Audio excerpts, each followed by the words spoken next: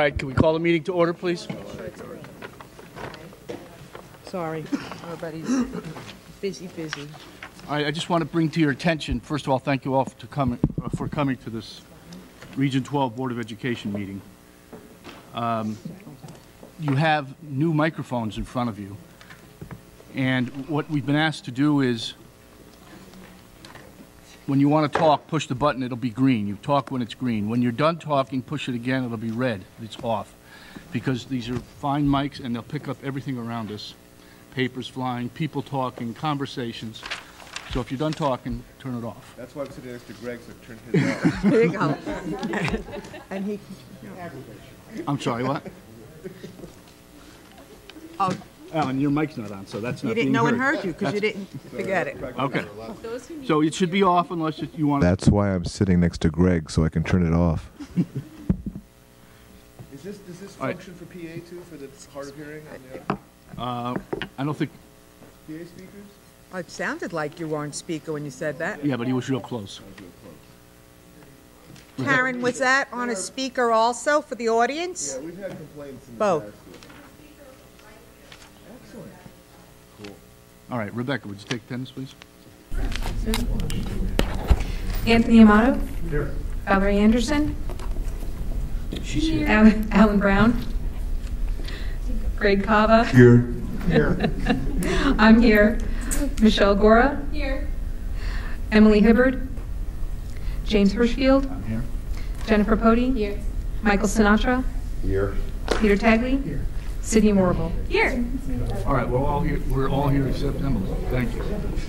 We have an invited guest tonight, which is Representative Arthur ONeill, but he's not present. And it's my understanding he may not come. I know he'll try to come. He may get here later. So we'll see what happens with that. He's been invited. All right, opportunity for the public to comment on agenda items. Is there anyone who would like to address us? Seeing no one, I'll move on. Item 3, consent agenda. Is there anyone who wants to remove anything from the consent agenda? Which is our meeting minutes, report about a field trip to Boston. Anyone? All right, the consent agenda is approved. Report of the chair. I wanted to just note that some of our sports teams are doing really good. The swimming team is doing wonderfully. The basketball teams are doing their best. They're doing good. They're having, they're trying. So I'm glad for all them. And I wanted to announce the appointment of somebody to the building committee from Roxbury. Prior member resigned, realized he couldn't do it. So we're nominating Rob Horrigan of Roxbury. The Horrigan family's been connected to Chippewa for many, many years. So I look forward to, and maybe Greg, would you like to say something about Rob? Yeah, hold on. Okay. You don't have to talk next to it. It's very... Okay. I've had the pleasure of serving. I served for 9 years with Rob on the Inland Wetland Commission in Roxbury and walked many sites with him. Rob is a builder. His family corporation is a builder of high-end homes in Roxbury and other places. The family has really been a big thing in our district. Rob has worked very hard on the Wetlands Commission. He's been on it for probably close to 20 years, and brings a lot of expertise in the building trades and site development to the committee. And we're looking forward to having him. He's an absolutely terrific guy. So again, okay, good. All right, well that's all I have. We're meeting tomorrow night, so yes, 6 o'clock. 6 o'clock. Yep. Okay. I'm sorry. Superintendent's report. Dr. Costino. Good evening, everyone. Hoping you can hear me. I think a little closer. Okay. There we go. Perfect. Yeah, we have a whole bunch of things going on, so I just wanted to let you know before I go through my stuff on the agenda. First of all, Saturday is Minds in Motion. The program is from 1 to 4 here at Chippewa. We have about 140 students registered, plus walk-ins hopefully, and about 80 parents and educators. So we're really excited for our first year out. We have some wonderful presentations. You're all invited, even if you can come just to, peek in. I'll be here We have some great parent volunteers. We have some staff members who are doing workshops from the staff, Sheila Gambino, Jason Conway, Stephanie, she changed her last name, Shook, is her last name Shook? Yes. So we're really, really excited about it. So I hope you can stop by on Saturday. Wednesday, we have a legislative session at the state. Our bills, both bills, House bills, are moving forward. This is really a formality. The reason that I did alert you to it is because there are some people who may show up with a negative voice. So I'll be testifying, and Kim Gallo and Laura Miller and Ken Schultz, who's the PTO president of WPS, plus many people, including Bob Geeson, some board members have submitted testimony.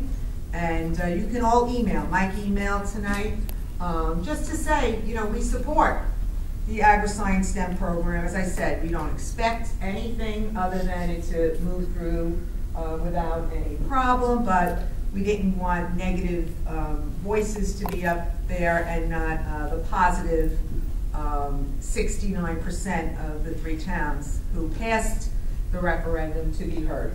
So we're doing that on Wednesday, I'm sorry. And then March 2nd is Cave on the Hill. So we'll be going, Michelle's going, I'm going, Karen, Kim Gallo, and we'll have some students. So that was really great last time, so we're looking forward to that. I spoke today to Mrs. Gallo, and I believe,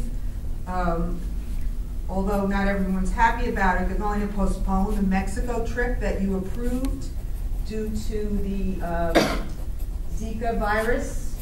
And I think it is a good call. So I know that it's postponed, so it will be rescheduled, but I did want to let you know that in case you heard about that. It just, you know, yes, thank you. I have the kindergarten numbers as of today. I know you always like to hear those. WPS has 12 students registered. Booth Free has 13 students registered, and Burnham has 3 students registered. That's as of today. And then my report, you see we have a field trip here to Boston.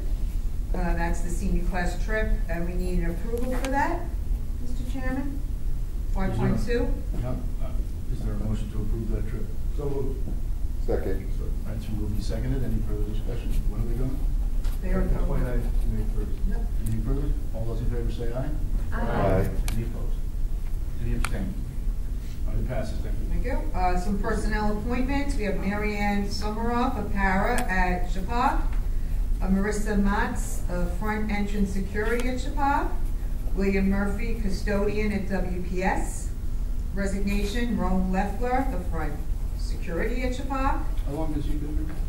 Who's he? Rome? Rome, it was a woman, and she probably was here 3 months, maybe? 3-4 months. Okay. Yeah. Thank you. And then we have 1 termination, Adam O'Neill, custodian at Chapag. And then I do not see Representative O'Neill at this point, but I do see Todd Dyer here, who is going to share information about RAMP, Recognized American School Counseling Association Model Program, if you're ready Sure. for that. Oh, Thank can I you. just have one Yes. question while I'm saying that? There was in our last meeting, there was a parent who resigned from, you didn't remember. Is that in the process of being replaced? I don't see it on the application. Yes, as a matter of fact, I know that they was today. were interviewing. Did they hire today? I think so. Oh, Yeah. I don't see it on the next one. Yes, it's been a revolving door with paras. We're gonna have a hard time, and then if they are good, they move from one job to another. So it's been interesting. Todd, thank you. Thank you for giving the opportunity to come and speak to you about the grant application process. In front of you, you should have a PowerPoint slides and then a calendar of events. I'm going to try to be brief and just give you a quick update as to what it is and why we're doing that. So RAMP is a recognized ASCA model. ASCA is the American School Counseling Association. It is an award that's given to programs that align nationally with their major components. Recognition program for individual schools. Gives community confidence that the school counseling program is aligned with nationally accepted and recognized model. Helps school counseling departments evaluate the program for areas of improvement.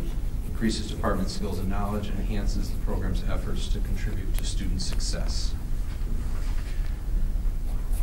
The rationale behind why we decided to do that is that we put a lot of time and effort into NEASC for our resources for learning, and a lot of those relate directly to the RAMP process. And so we felt it was a natural springboard for us to jump forward and get this, this award. The counselors are all committed to it, and they're also committed to program improvement. So we're looking to reflect on what we do and always get better.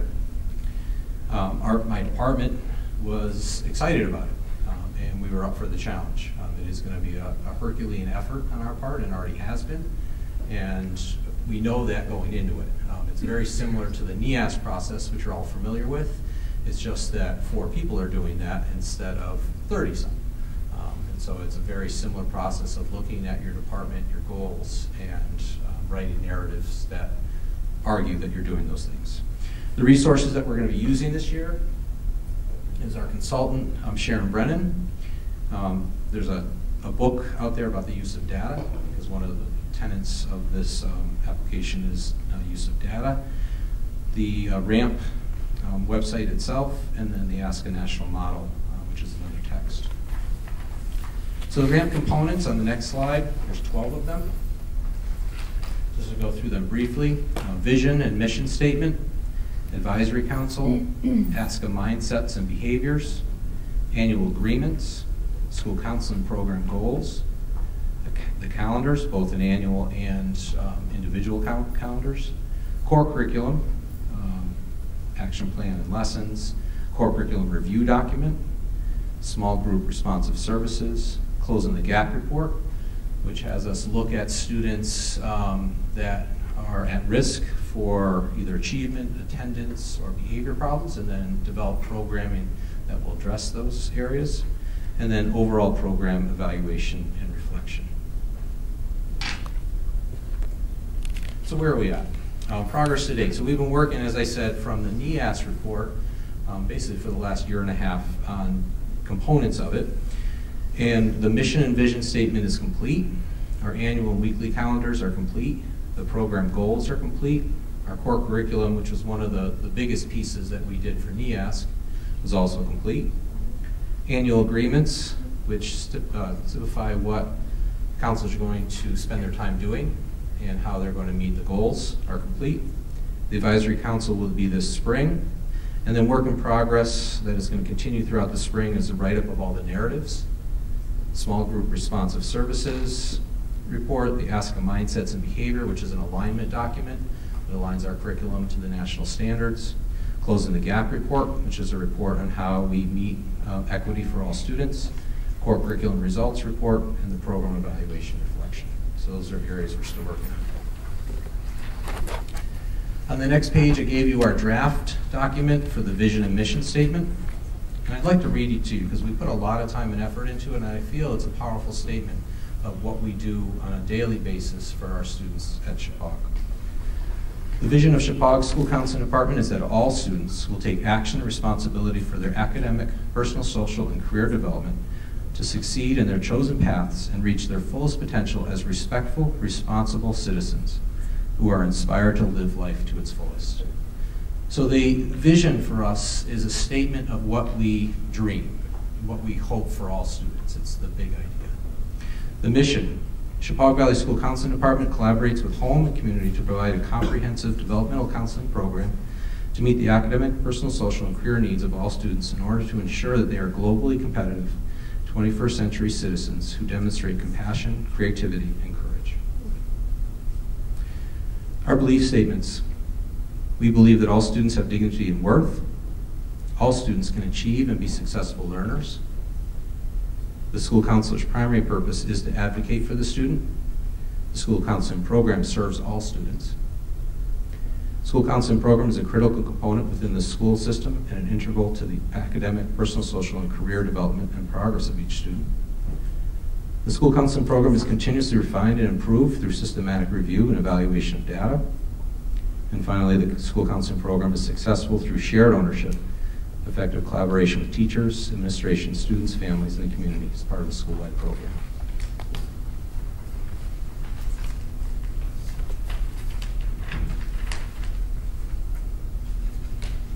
So finally, our timeline for completion. By the end of this spring, so June, we are looking to have all components written. Final revision will happen when we return in September, and then the ramp application is submitted online by 5 o'clock on October 15th, 2016. And then we'll hear sometime next spring if we were awarded that recognition. There is only one other school in our state that's been recognized, and so we're really excited to be one of the other schools that's going after this award. And really looking forward to this process. I gave you just the example of the annual calendar.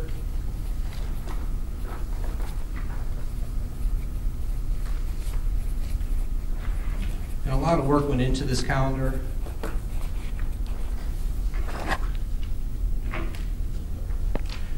To align our curriculum items with each of the major areas. And you probably noticed in both our vision and mission statement and beliefs that the areas are academic, social, emotional, and career and college. And so we aligned the way that ASCA and the RAMP application wants it is aligned to the curriculum, the planning, system support, and then responsive services. So it's color-coded. It doesn't show up as well on this document, but I wanted to give you a sample of how much work went in and also a good overview of what we do on a month-by-month basis for our students at Chappaqua. We're very busy. So I'll take questions or comments. Well, I'll say it's an impressive presentation. Thank you. I'll say it's an impressive presentation that was made. Obviously, it's a lot of hard work and good luck. It's, I think your vision statement is very well written. I only have one comment, quite frankly, insofar as in the second paragraph, the mission statement, personal, social, there's a comma between. I think you should just put a comma after personal, take out the slash. It doesn't change it at all. It reads a little smoother. Okay? But other than that, it's well done. Anyone else? Anybody? Rebecca? Yes, Rebecca. I was wondering if you could just tell me what, you said we have on the calendar co-lead KIND Club. What does KIND stand for? Yep. So KIND is actually a student-derived and envisioned program. So middle schoolers came together last year to look at how they can help out their peers, how they can make the school a better place. And I'm probably not going to do justice to the acronym because I think it's KIND is something nice deeds in action or something like that. And they put together in an acronym. And so they've sponsored activities, they do outreach, they recognize acts of kindness throughout the day or week. And students can fill out a form, that person then is recognized, and they get a little KIND Club bracelet. So it's Rosemary Armini, our middle school counselor, is in charge of that group. And, it's really, it was a student vision. I think it's one of the things that says a lot about Chappaqua is that, we embrace what students have to say. No.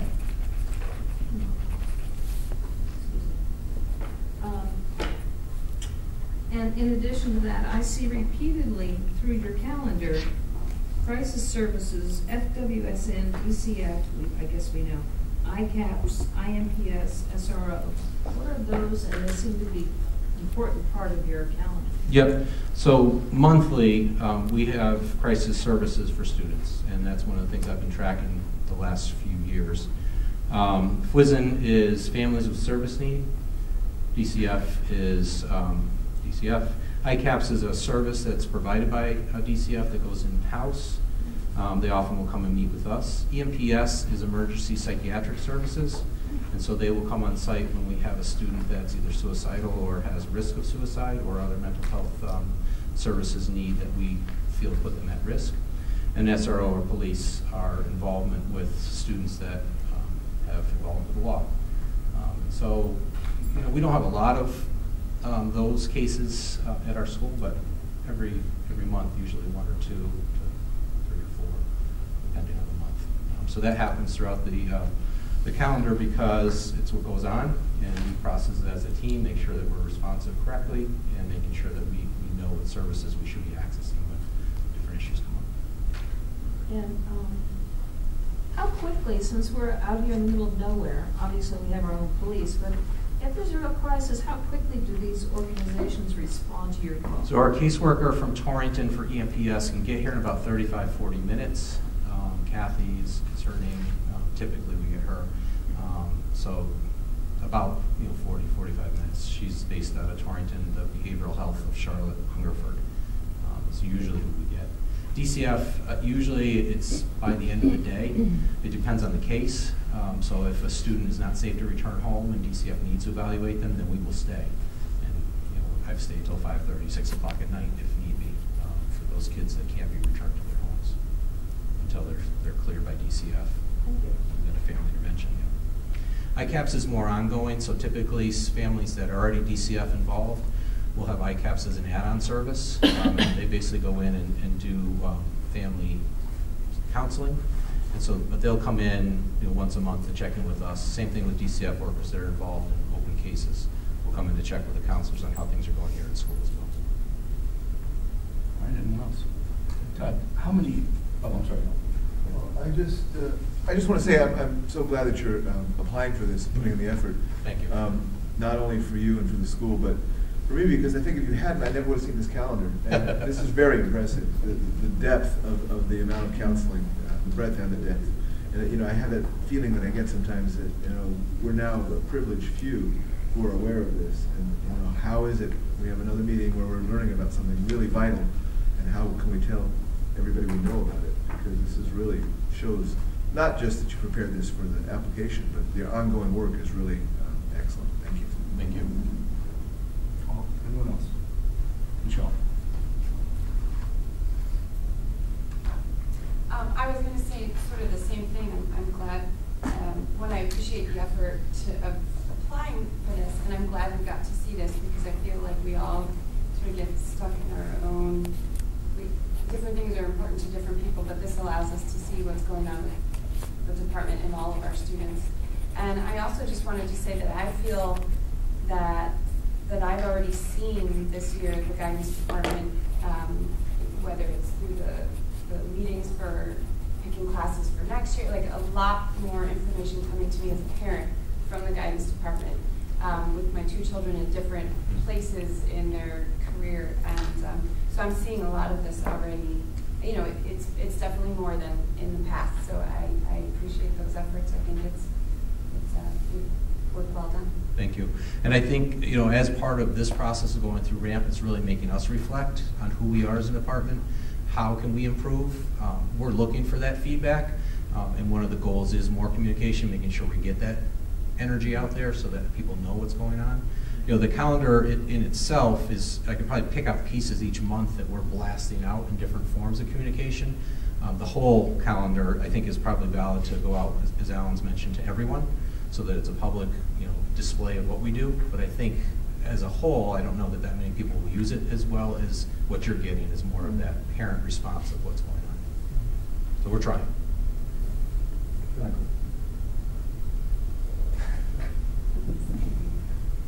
I'm just gonna add that I hope when you get recognition, I'm not gonna say if, I'm gonna say when. Thank you. That you're planning some kind of a press release, because I think that will be Sure. remarkable that we're the second in the state that would get that recognition. It's a big deal. Certainly worth all your efforts, so thank you. Mm-hmm. Anyone else? Anthony. Todd, how long have you been working on this? So we started, basically part of it was the NEAS. So the original calendar of the events and the curriculum that supports these lessons was written and revised through the NEAS process. And then last year we really started digging our teeth into what RAMP meant and started working on revision, but mostly this year. I would say, we really hit the ground running this fall. I think we've had 5 or 6 half days. We've used the PD time to really get it going on it. And a lot of my time this spring, probably outside of school, is going to be writing is the plan. Anyone else? Todd, thank you very much. Thank you. Great job. You know, I do have one question. Do you consider the counseling department and the guidance department, are they the same department? Are they? So the term guidance, we're trying to get away from this profession. So school counseling or counseling department is really the new term that ASC is pushing, the American School Counseling Association is pushing. You know, I'm the coordinator of the support services department, which encompasses the career coordinator and the school psychologist. So they're under my auspices as well. So it's a larger department than just school counseling in my mind, but it is school counseling separated. Our mission is a little different than school psychology. How many staff members do you directly control? So under me are the 3 counselors, Mrs. Armini, Mrs. Steinis, Mrs. Laughlin, Mike McManus, our career and college coordinator, and then the 2 school psychologists, Mr. Byer and Ms. Harrison. Okay, thank you very much. Anyone else? Thank you very much, Doug. Yes, go ahead. Yeah, just to finish my report, I will be presenting my budget on March 7th. I'm going to ask if the board members can pencil in March 14th as a possible budget workshop. It's the following Monday. We are going to cancel the retreat on March 28th. I have a conflict, and we'll reschedule that. So if possible, we'll have the March 7th meeting where I'll present my budget at 6:30. Last year, we didn't have a quorum. So if you could be at 6:30 on March 7th, and then March 14th, we'll have a budget workshop, and then, of course, we'll have a meeting on March 21st. What time on the 14th? 7. Just the budget presentations at 6:30 on the 7th. What is the agenda on the well, never mind. I'll have to get back to you. I can't attend it. 28th is canceled. No, the meeting is 21st, is it? The next is the 21st? Yes. That's an education meeting, so we haven't finalized it. We do have, hopefully, if we can get her to come, we'd like to hear from Joan Temple, who is the media specialist at Chapag, and also supervises all of the library clerks in the district. And we just felt that it would be a good time to hear from her, not only about what she does in her job, but also how it relates to our strategic goal of number 2 with technology. So we thought that that would be somebody good to hear from. We haven't confirmed that yet. All right. Anything else? That's it, thank you. All right, thank you. Item number 6, policies. Michelle, second reading, 5113, attendance excuses, dismissal. Yes, so, having somebody excused. I'm sorry. Attendance excuses, dismissals. Go ahead, I'm sorry. so 5113, this is the second reading. There were no changes from, sorry. I'll try to help you out here. There were no changes recommended from the board from the first reading. And this is due to update in the state laws regarding attendance.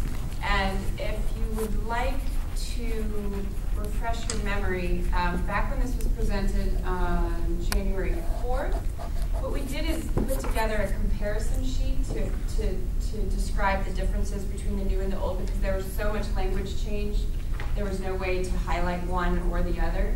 So it's an entirely new policy replacing the one that we had, so all the language is technically new. But it's been reviewed and approved. It's been reviewed and approved, yes, because and for first reading. So. Greg? Move we accept policy 5113 for second reading. Your second. Second, all right. Valerie? Unfortunately, I can't bring it up, but I was just reading it. Oh, thank you. I just want the board to know, and unless I'm wrong, this extends to REACH. So that if any children are not attending, this also is in our pre-K program. And Yes, I know that. we had that discussion, yes. that does present a few problems for parents of really young children, particularly after a semester break or a long vacation. Just saying. All right, anyone else? I'm just reading the policy. Yeah, it says ages 5 through 18 inclusive. So, All right, if that's true, then that's not reached. So yeah, that's not reached. I apologize for that. Anyone else? Good, Alan? Is the format all wacky on yours? It's wacky. Yeah, I think this is A not little the bit. final format. It just got thrown off or something. Yeah, the spacing's a little weird, and some indents are a little funky. I have a different. Is there anyone else? Been moved and seconded. All those in favor of approving 5113 as policy of the board, say aye. Aye. Any abstain? Abstain. Abstain? Okay. Any opposed? Sorry. No opposed. All right, one abstain. Thank you, that passes. 6.2, second reading, policy 5141.4, reporting of child abuse, neglect, and sexual assault. So the same was done for this. This is entirely new language because there were so many differences between our policy and the CAVE recommended one, and there is a comparison sheet that was given to us in our packet from January 4th. It changes the number of hours for reporting and requires more people in the building to be reporters. This does apply to reach, doesn't it? Yes, it I does. believe so. Okay. I think it's all under the age of 18. Is there a motion? Greg? I move we approve policy 5141.4. I move we approve policy 5141.4 for a second reading. Second. All right, it's been moved and seconded. Any further discussion?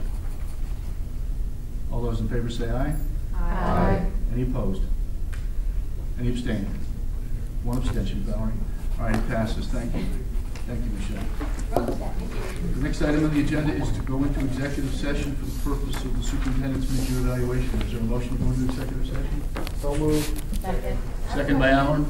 Is there any discussion? What? Discussion, yeah. How do we know if ONeill shows up while we're in If he, well, we'll be here, I would assume. He just walk in? We won't have our superintendent because we're going to ask her to leave. We'll have our camera and all that stuff. I know. We'll have an interesting conversation. The security team.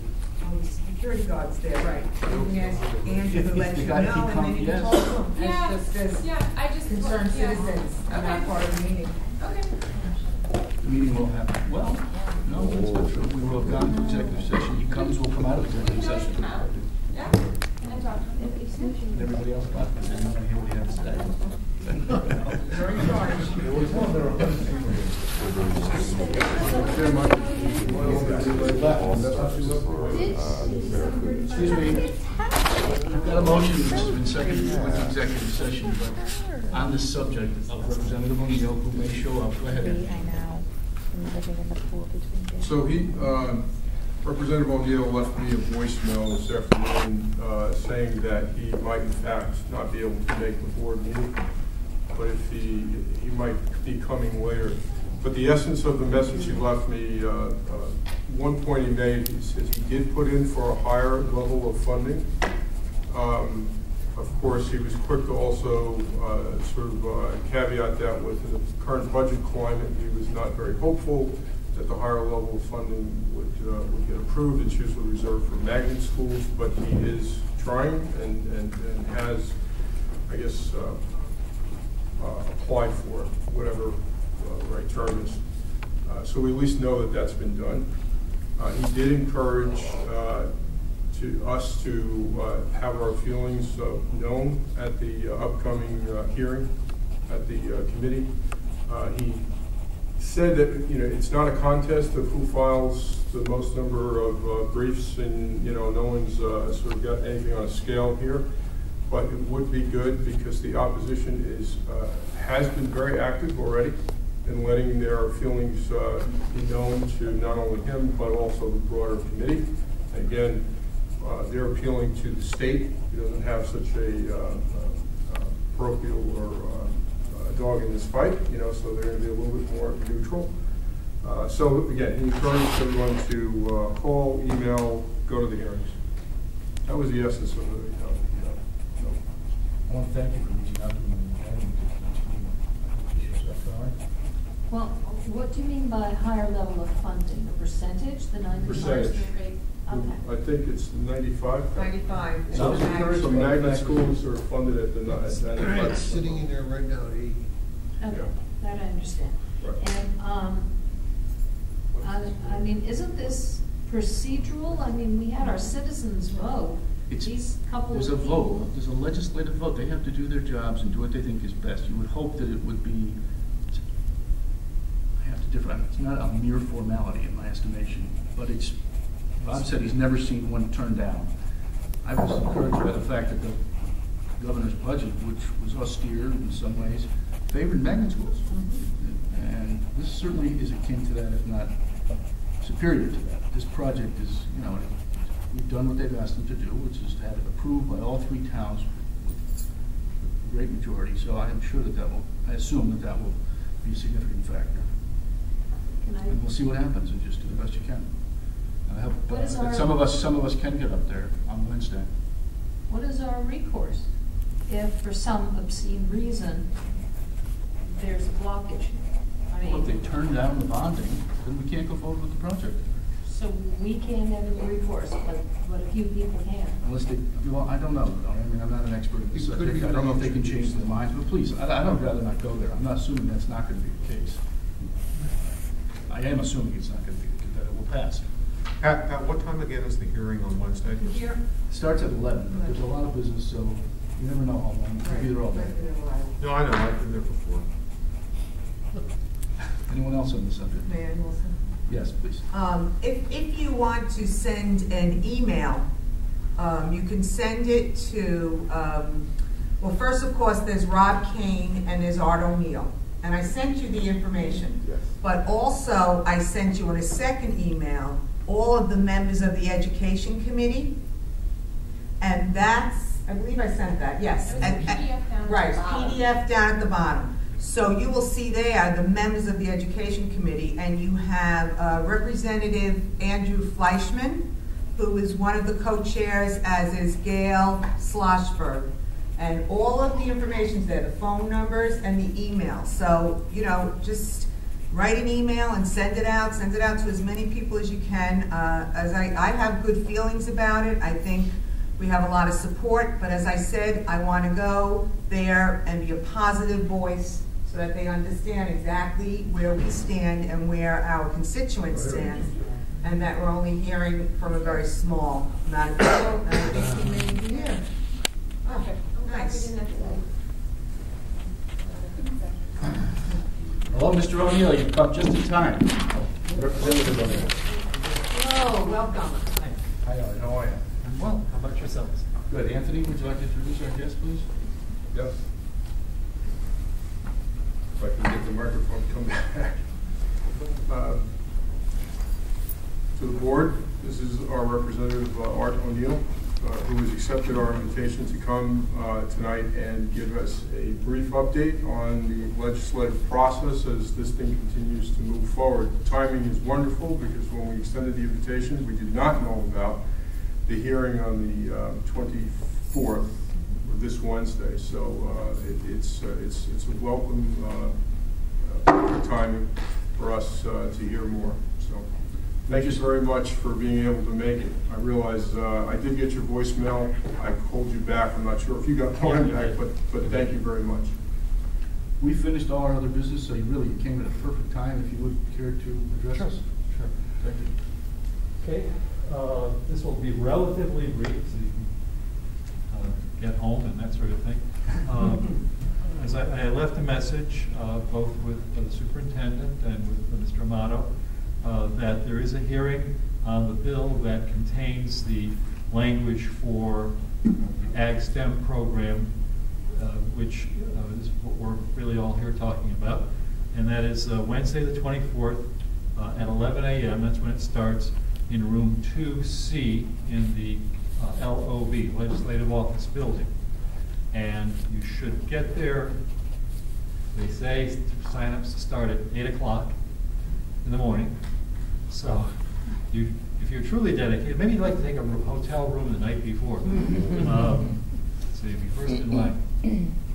And you get assigned a number, and I believe they randomize the number. Some committees don't do a random thing, but I think the Education Committee does. In any event, you go in, you sign up, and you get 3 minutes to testify. And I apologize for the short notice, but they only post these things on Friday, and I just found out about it. I don't sort of sit like an owl on the branch waiting to see when a committee is going to do an announcement of this sort of thing. I found out Monday, today, that they were doing this. So there is this public hearing. Now, you're in the bill, so it's not like you're trying to get in the bill. You should, I would think, send at least written testimony in support of it. I've gotten some letters from people who are supportive of it. You may want to send something on behalf of the board supporting the inclusion of the legislation. Again, it's not critical. I mean, I've spoken to the chairs of the committee. That's why you're on the list of priority schools. I mean, everything is moving along in a normal, orderly process. But you should be aware that there are people who are writing letters in opposition. I had a meeting with some people who were raising concerns about it, and I've gotten copies of some things that they've sent in, and I'm sure they're sending other things into the committee, urging opposition. In fact, I was speaking with Costas Diamandis today. He's the point person, you may have dealt with him at the Department of Administrative Services, that he's been hearing from these folks as well. They're trying to reach out to anybody and everybody to try to basically undo the results of the referendum or raise issues they feel were not properly discussed prior to the vote at the referendum. So I don't know how many, if any, will actually show up there tomorrow or Wednesday, and I don't know what impact the letters might have or communications. But my impression is that it will probably proceed unless something really major happens. So that's the next step, which is in a couple of days. After it gets through the committee hearing, there is a committee meeting. I don't know when that's going to be. That one will have even less notice. Committee hearings have to have a minimum of 5 calendar days notice, so they noticed it on Friday for the following Wednesday, so they just did the bare minimum number of days. Committee meetings can be as short as 24 hours notice. Usually you get a little bit more, but it could easily be if they have a committee meeting 3 weeks from now or 2 weeks from now, one would find out the day before the meeting that they are having a meeting to vote on this thing. So that one you really don't have much of an opportunity to participate or to attend or anything like that. And once it goes through the committee, it goes to the floor of the House, and it is a House bill. It's House Bill 5304. I have a copy of it. Do you guys have a copy of it by any chance? If you wouldn't mind leaving some. Sure, no problem. I can get more. Thank you. Anyway, it's House Bill 5304, which means that when it leaves the committee, it will go to the House of Representatives, and it will be voted on there. And again, it's possible things can be added. Usually, it's just not the custom that anything gets taken out of one of these bills. It would be an extraordinary step for that to happen. Then it would go to the Senate, and then eventually to the governor for his signature. You, by the way, we actually have 2 sections in the bill. First one is at line we call T30. It's on page 2, near the bottom of the page, and you're in for the $29,211,168. As I indicated, I had requested consideration be given to making it a 95% funding level by the state, but a few years ago, a decision was made to reduce everything to a maximum of 80%. And the only things that get 95% are the magnet schools. And they're really designed to try to address the issues where the Supreme Court ruled the Hartford schools were unconstitutional because of racial isolation. And so magnet schools are designed to break down racial isolation. So they have a sort of a very special role to play in the educational system of Connecticut. And so that's the justification for the 95% funding for the magnet schools. Let's see if there's anything else. I was asked if we run out of money, because I had mentioned a couple of times that with respect to the 95% financing, of all the years to ask the state to kind of make an exception to the rule, this is probably one of the worst because of the financial situation currently and the prospects for the future. But what I should remind everyone is that the money in question here is bond money. So it's not really part of the current budget deficit that we're talking about, the $500 million that the governor says he wants to cut out of the budget and that the, excuse me, the Appropriations Committee is wrestling with.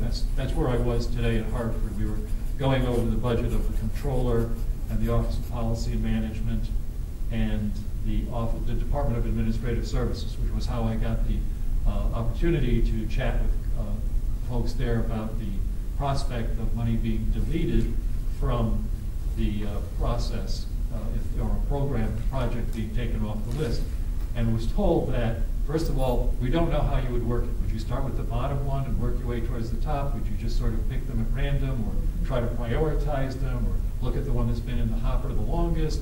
They've never done it, so they don't know what they would do, what process they would engage in. My guess is that there would be a fair amount of political jockeying if you had to do that, because we're talking about fairly important decisions that are a big deal to people's hometowns.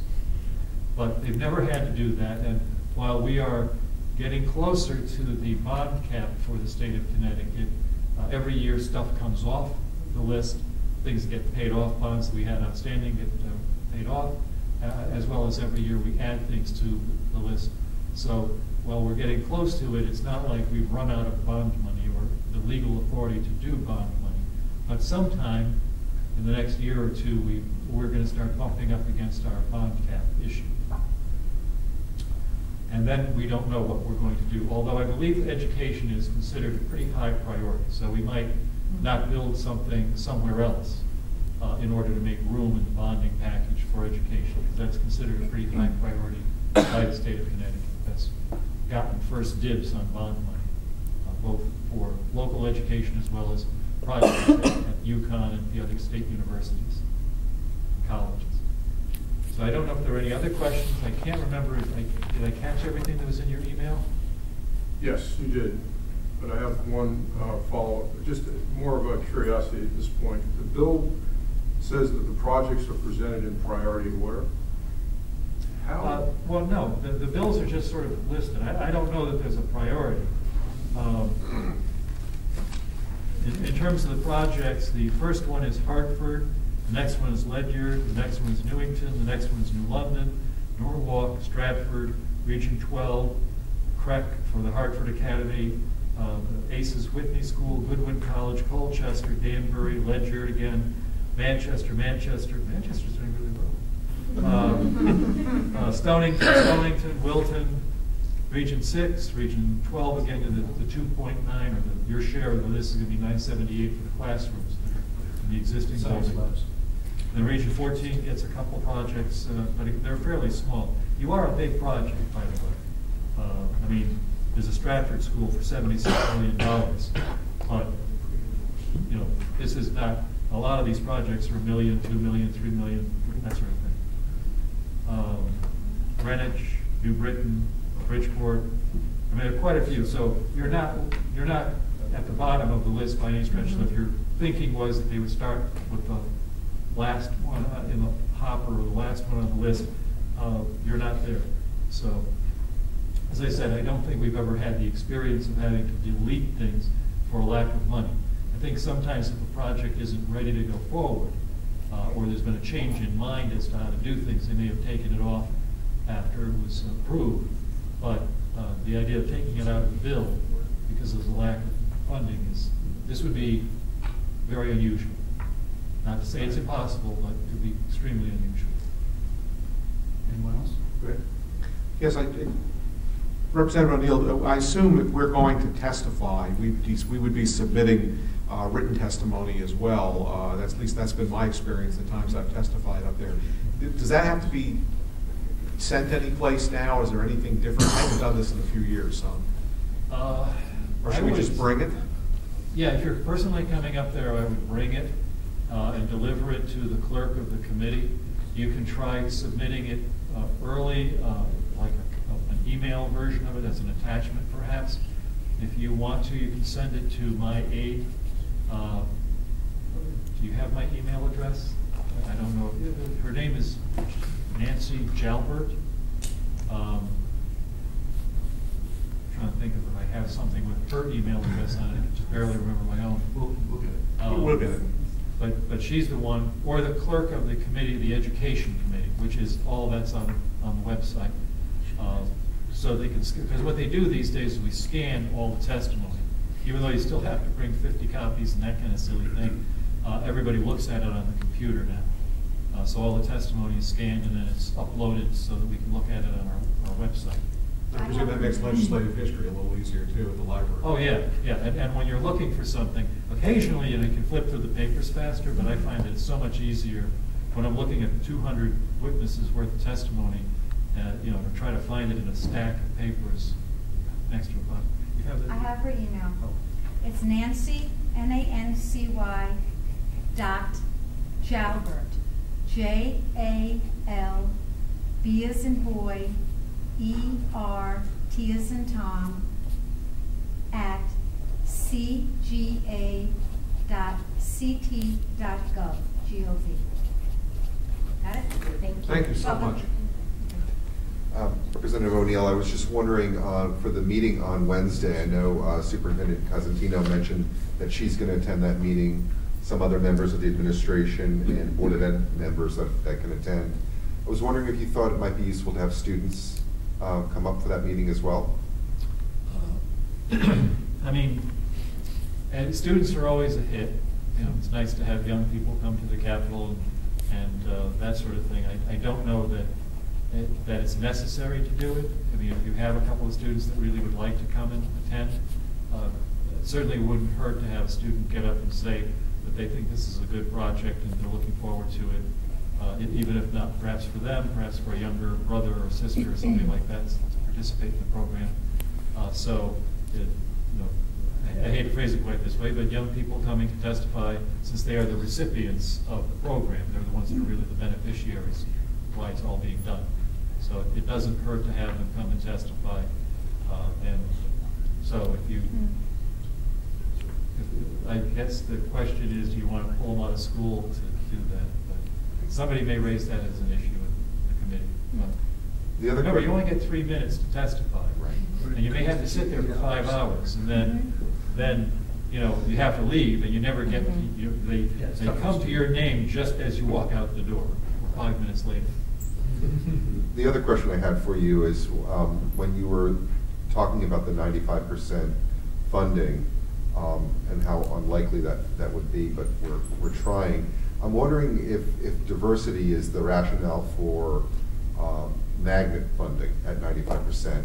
If the fact that Danbury would be in our catchment area for this program, since that will bring an anticipated diversity into Region 12, if that would lend support to your argument. It certainly would be worth the effort to mention that, to try to promote that. But the magnet schools are a very special creature, so we can try to kind of say that this is really sort of like a magnet school, but it's really not designed to draw lots of kids from inner cities and really the magnets are aimed at Hartford, New Haven, Bridgeport, Waterbury. There's only one magnet that's in a non-urban setting. So, anyone else? Well, I was just wondering, what is the opposition saying? And I mean, any letters sent to you? I mean, what would their tactic be to offset the vote of the majority of 3 towns? Well, I'll see if I can find one.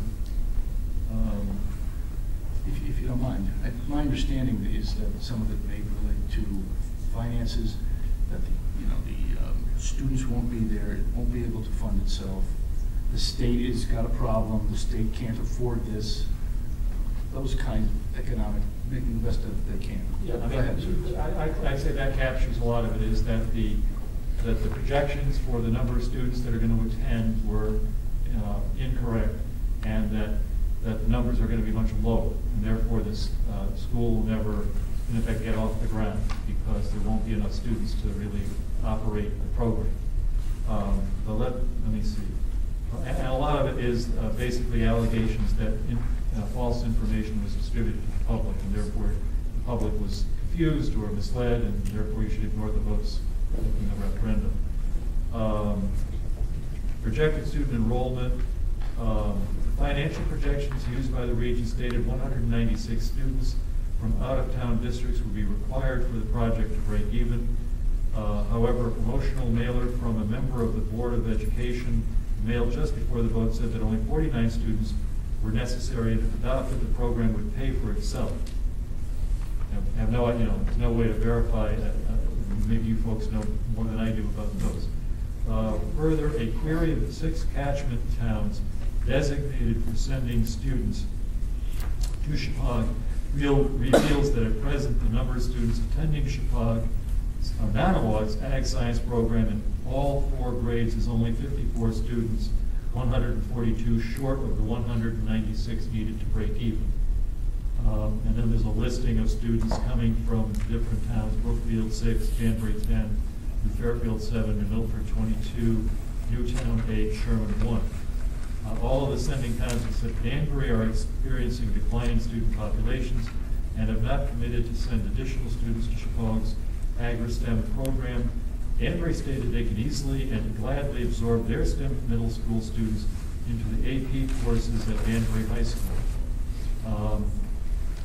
To date, the conditions set forth by the State Board of Education concerning full approval of the Region 12's Ag-STEM application have not been met. Most importantly includes condition number 2, which State Region School District 12 obtains agreements from sending towns' local school boards of education signed by the town and local Board of Education expressing their willingness, that they are willing to increase the number of students they send to Regional School District 12 above their 3-year average that they currently send to Regional School District 14. Now, of course, if this indeed is a condition that the DOE put on the project, then, that's one of the things that sort of stops the music, I believe.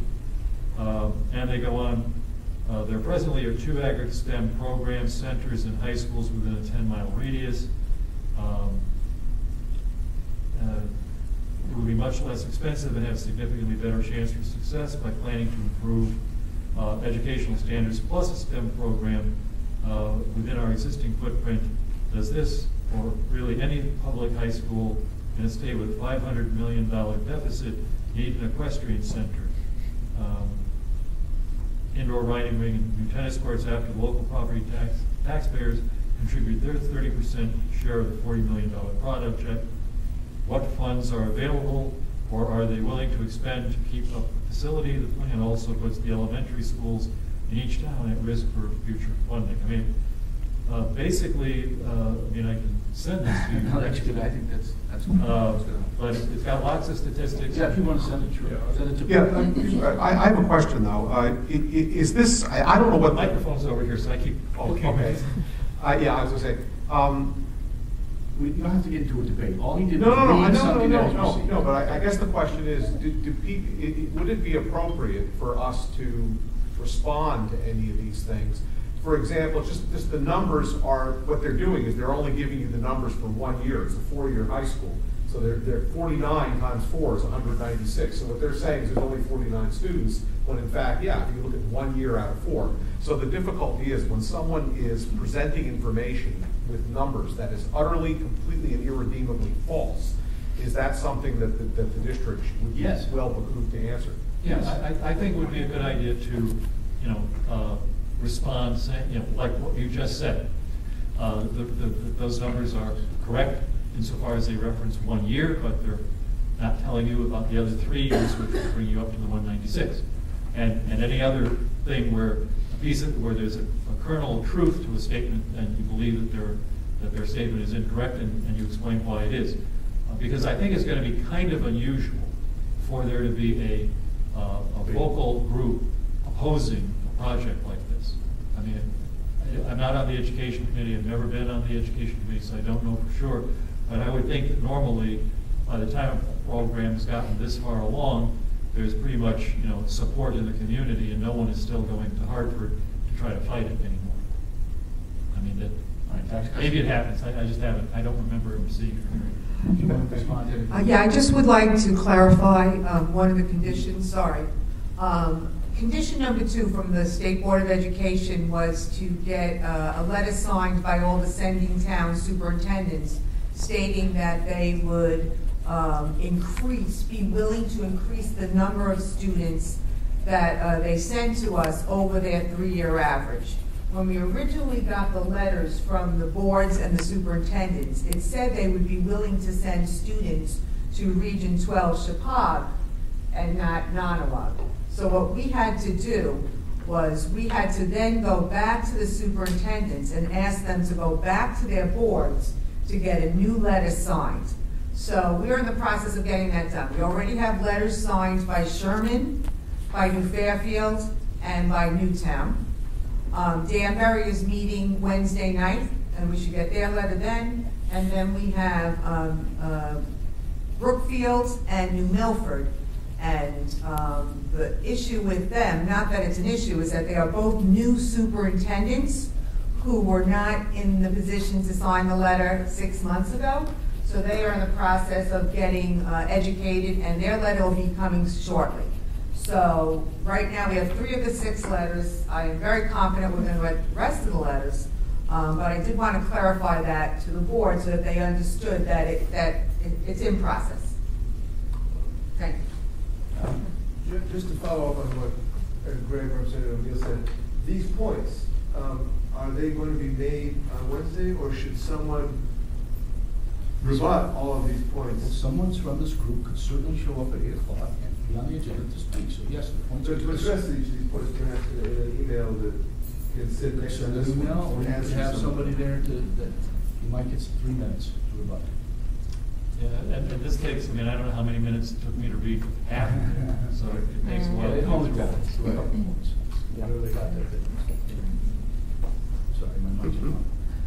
Michelle, all right, anything else for Representative Warren? Michelle.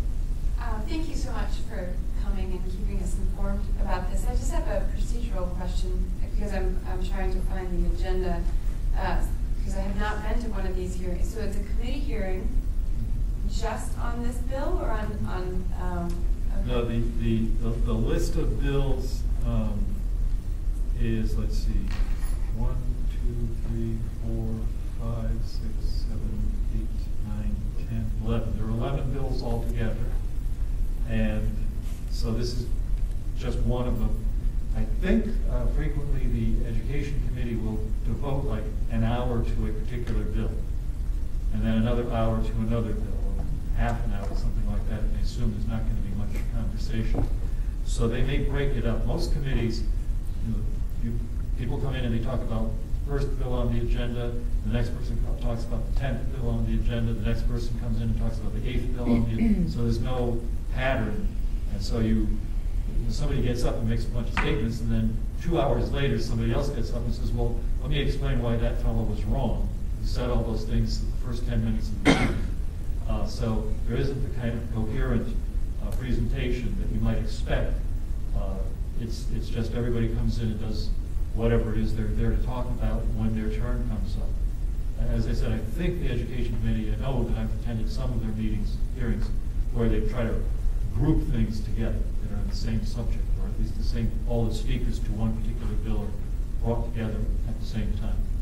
Okay, and so this is just a hearing where they will be hearing testimony, and then they're going to meet at a later date to discuss what they've heard and received? Correct. Okay, so they won't be discussing anything, they'll just be listening? No. No votes taken. Right. No votes will be taken. They may ask a question about something, and you may end up getting into a dialogue if you go and testify with the committee member about something he said or something that's in the bill, and those can go on for an extended period of time. So. And I was looking for the agenda. Was that posted somewhere? Yeah. Education Committee's website on the government, on the CT Gov. There should be an agenda posted for the meeting. The website is not the easiest one to navigate. You might have to go to the very bottom. Try the very bottom. But I've got a copy of it here for you. Okay, great, thank you. Anyone else? Yes, ma'am. There is on the CT.gov CGA website guide to testifying at a public hearing, cgact.gov. So that might be helpful. And it also gives tips on written testimony. Do you think it would be helpful for, I understand your point about not taking kids out of school playing hooky to go and testify. Do you think it's a good idea if the students themselves submitted like letters, like a bunch of it with their pictures on it? Yeah. It certainly wouldn't hurt. Okay. And there'll be opportunities to continue to communicate with committee members. They're all listed on the website and so forth. You may want to continue to keep in touch with them, even though it's probably, I would say it's probably unnecessary. You just don't, at this stage, want to take any chances. And the cost of an email is certainly worth it. And you're also on Facebook already. On his Facebook. He'll be on mine as soon as I get out of here. Anyone else? Yeah, Jim, I just wanted to add one thing. Representative O'Neill, I cannot thank you enough for all of your support and assistance through this process. You've really done a great thing for us, and we appreciate it. Absolutely. Thank you very much. Thank you. Thank you. Glad to help. And here's this is the agenda.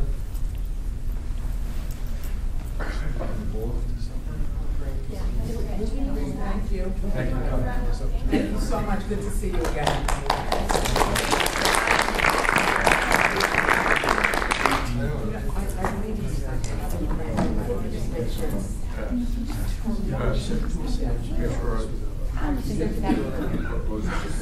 This is it. I actually may have on the reputable source too. Just send it to everybody.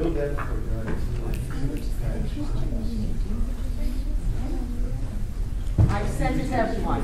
Now you just received it. Thank you. Okay? The Thank weather you. forecast for Wednesday morning.